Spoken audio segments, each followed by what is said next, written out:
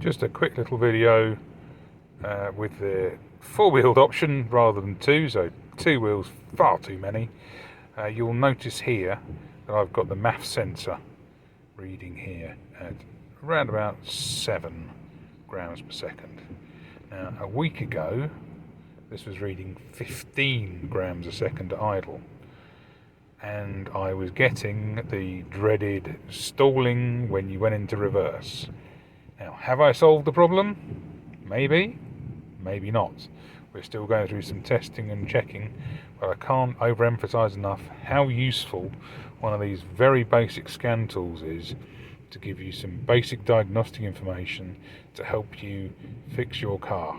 So recently on this car I've had problems with the glow plugs, and it's told me that the glow plugs are faulty, and got those fixed very economically.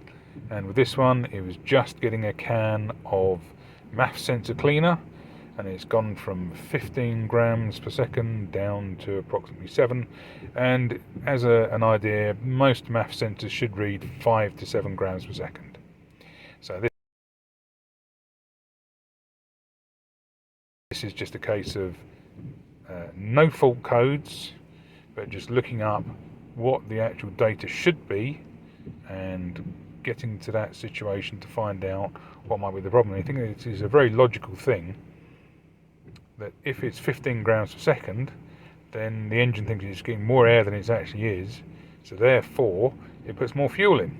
So over-fueling means rough running, stalling, increased fuel consumption, poor acceleration, and as a result in an automatic car like this one, bad gear changes, and even that stall on cold as it's a diesel.